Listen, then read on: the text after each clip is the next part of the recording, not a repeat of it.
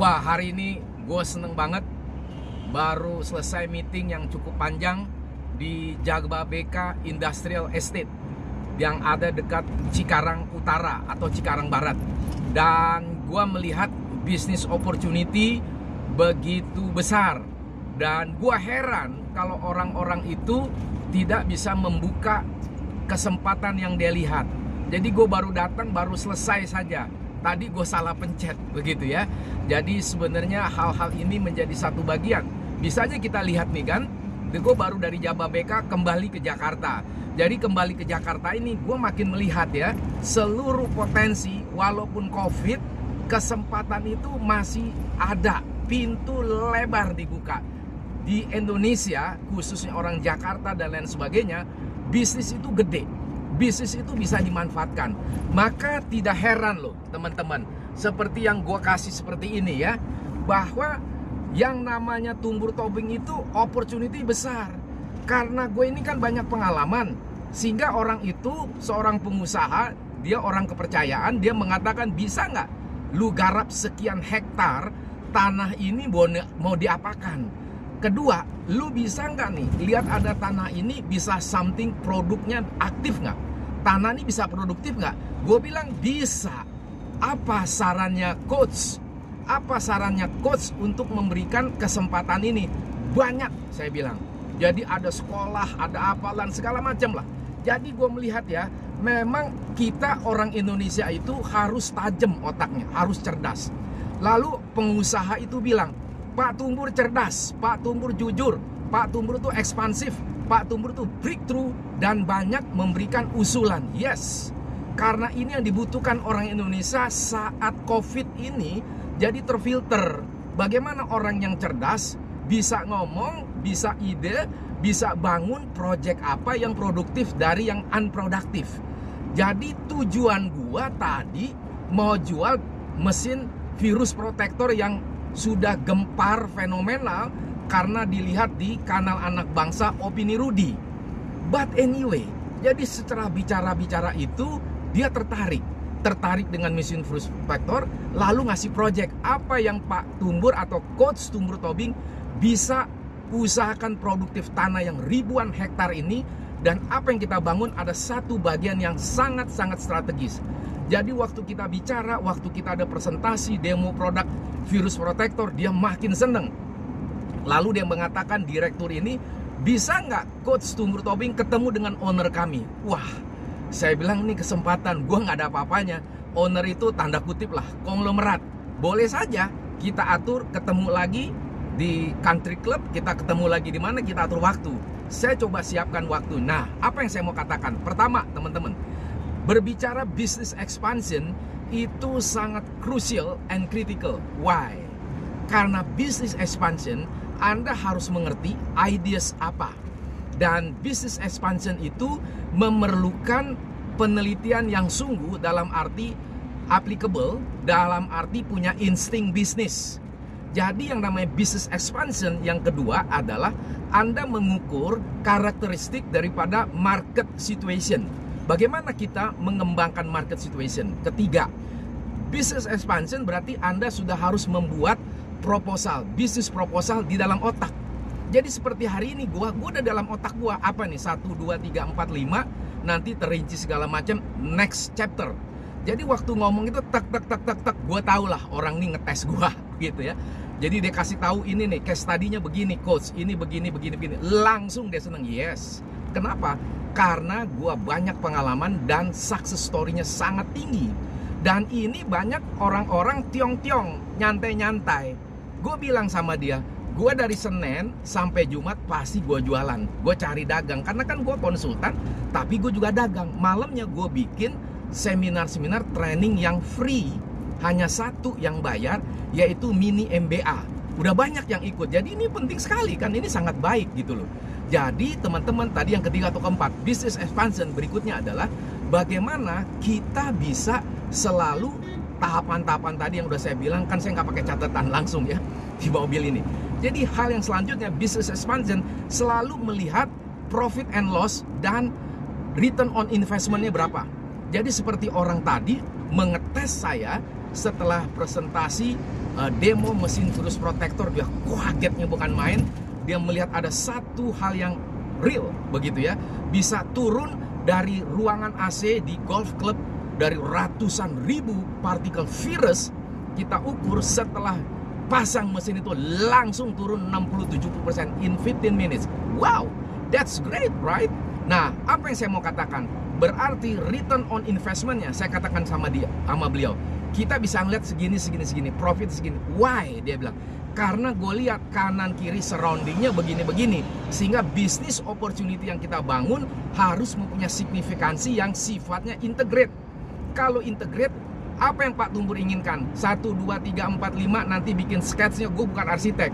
Nanti kita arahkan. Kedua, dari situ, dari bagian varian itu adalah kita melihat, saya akan membuat programnya secara detail in 1 year. What's going on? Dan gue nggak mau orang yang bego. Nanti gue yang rekrut siapa yang jadi GM, siapa yang jadi direktur. Dan gue juga akan rekrut orang-orang yang brilliant otaknya dan kerja keras, jangan tiong-tiong. Harus mampu berjuang mempersiapkan orang. Biar gue yang tes. Tidak hanya S1, S2, S3. Kalau bego gue nggak mau. Dia cerdas, ya, dia jujur, etos kerjanya bagus, karakternya petarung seperti gua, bukan yang orangnya menyerah. Dan kita nggak perlu orang yang baper. Gue perlu orang yang berjuang. Itulah business expansion.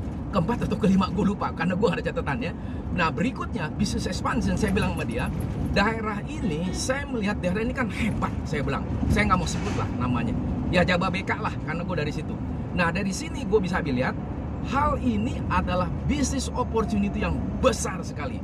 Jadi saya melihat ada satu daerah, di daerah tersebut mana yang bisa di dalam untuk industrial, pabrik baru, mana yang bisa untuk leisure, mana yang bisa untuk tanaman, agrobisnis. Saya udah lihat, lalu saya hitung di dalam kemampuan otak saya, tak. Wah, ini sebenarnya produktif nih. Tapi persoalannya, orang itu bilang setuju dengan Coach Tumbur Tobing. We have a big problem. Who is the smart guy? And siapa lagi selain smart? Dia jujur. Dan Pak Tumbur tadi menggerakkan saya. Dia mampu nggak etos kerjanya? Ideasnya apa?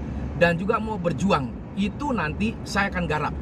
Saya akan pilih orang itu dan saya giling orang itu supaya gaya Tumbur Tobing lifestyle, cara kerja.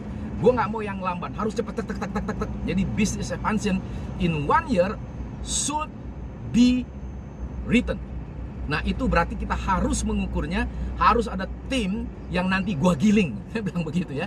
Nah, selanjutnya di dalam business expansion adalah saya selalu melihat membuat business planning. Nah, membuat business planning itu zaman Covid ini tidak lagi short term itu 5 tahun. So, berapa tahun? Pak Tumbur Tobing, 1 year. Itu adalah short term, tapi gue butuh sekali lagi orang yang cerdas. Seperti gue cerdas. Gue nggak mau yang abal-abal, mediocre, nggak masuk hitungan. Ya, sekarang zaman generasi Z, anaknya pinter-pinter. Seperti Sabtu kemarin, Aryo Pagus membahas tentang generasi Z has never been offline. Wanita ini 19 tahun saya undang, mahasiswa Brawijaya. Dia masih pakai daring. Dia presentasi, kelihatan orang ini cerdas. Saya bilang, anak ini 19 tahun. Can we imagine? 19 tahun dia presentation di Zoom. Semua yang hadir yang melihat itu umur 40, 60, 50, ada yang 60. Tapi dia tenang, begitu clear, begitu tajam pikirannya. Itulah yang saya katakan tadi. Anak 19 tahun di Indonesia ini banyak yang cerdas. Apalagi ikut acara gua kan cerdas, gua kan produktif, gua kan banyak ide. Jadi waktu gua panggil dia, tanya dia, langsung deh ini. Nah, itulah satu ciri business expansion. Berikutnya adalah bagaimana di dalam tadi kita membuat business planning, tetap harus ada analisisnya. Analisa, Ana dan Lisa. Analisa itu orang Indonesia, gue bocorin lagi nih, nggak suka. Hanya paperwork. Seperti banyak, waduh, rumusan ketikan dari IT, laporan gini. So what? Saya bilang, why? Harus buat analisa dong. Dari temuan dari orang IT, lalu dari analisa action plan-nya bagaimana, lalu schedule plan-nya bagaimana, budgeting plan-nya, seluruhnya harus detail. Jadi kalau otaknya nggak cerdas, susah untuk bertarung bagaimana how to make expansion in the business structure. Dan berikutnya, business expansion memerlukan juga hal-hal untuk dia ekspansi. Kenapa? Situasi COVID, banyak perusahaan drop, banyak harga-harga properti drop. Nah, saya katakan kepada dia, gua akan cari orang yang kaya, yang super kaya, apakah sahabat gua dan lain sebagainya, beli tanah ini, beli kesempatan, karena yang namanya opportunity never coming back. Three times or whatever. Karena situasi yang begitu menakutkan, mengejutkan dulu 98, sekarang 2020, 2020, 2021 semua drop crash. But itu adalah big opportunity. Kita mampu menghasilkan segala sesuatu yang berbeda. Segala sesuatu yang berbeda itu pasti ada konsep nilai. Nah, itu selanjutnya business expansion. Gue udah lupa ada berapa, itu banyak sekali karena gue langsung gitu ya. Jadi business expansion lain adalah konsep nilai sustainable growth. How you sustain the growth about your business itself. Hal itu menjadi satu ketahanan mental. Bagaimana bisnis yang kita kembangkan, bisnis yang kita telusuri punya nilai nggak? Nilai yang benar sama nilai kita menghasilkan parameter prototype. Who is the smart people join in this company, misalnya kayak gitu. Jadi ini satu proses. Jadi kalau kita bicara konsep nilai daripada business growth, dari expansion itu adalah bagaimana kita membuat talent pool. Jadi talent pool mempersiapkan kaderisasi. Seperti salah satu klien saya mengatakan, Anda harus ada talent pool, maka human capital harus hidup. Human capital itu beda dengan HR, beda dengan personalia, beda dengan GA.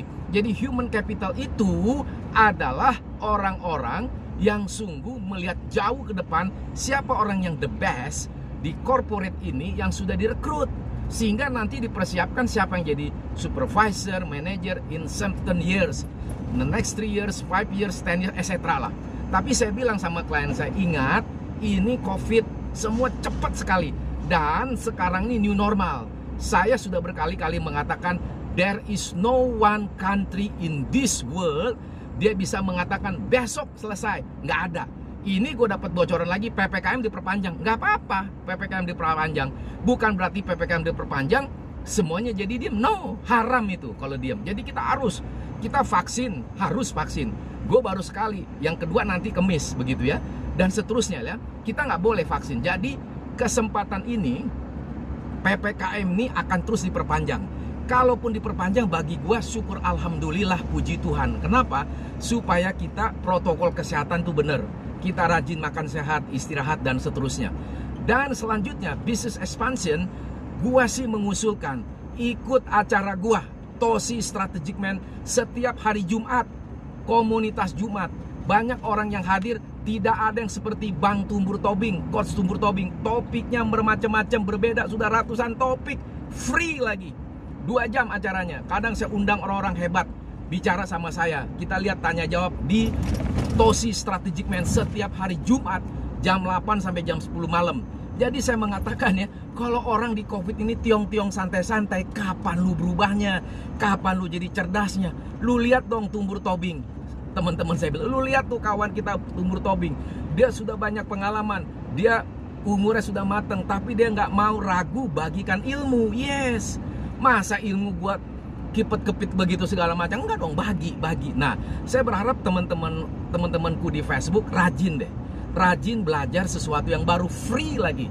Dan gue ini kan orang pinter, gue ini kan orang pengalaman. Ini bukan sombong, ini cuma membagikan, meyakinkan.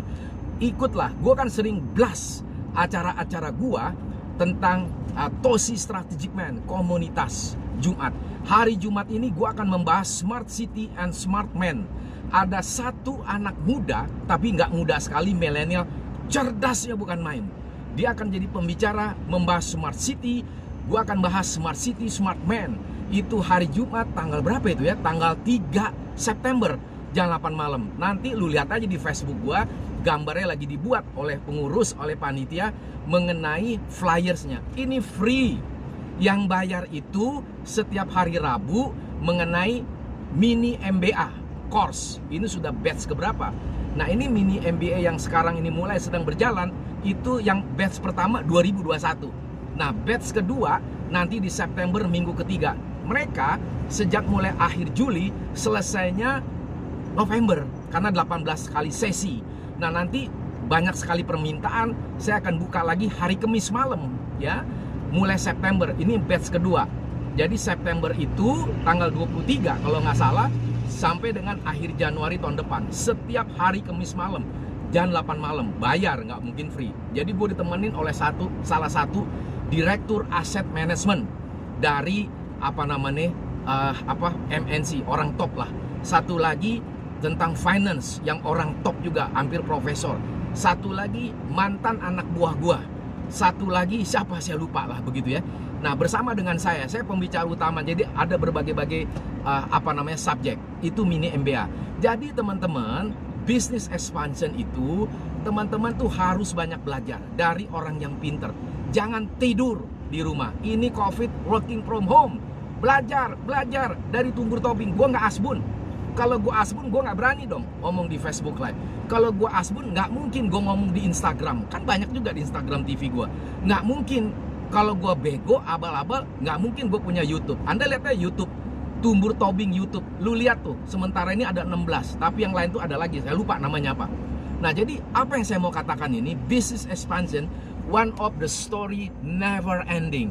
And business expansion never ending and never stop learning from inside your life because you have about what? Brain storage. Jadi gudang otak kamu itu harus dikembangkan supaya tidak menjadi kropos, berkarat. Ngeri loh teman-teman kalau berkarat segala macam. Mungkin teman-teman ada yang seusia gua, tapi orang menganggap gua umur 40 dan otak gua masih cerdas seperti umur 20 karena idenya mantap terus ya. Oke teman-teman, sampai di sini dulu ya, nanti saya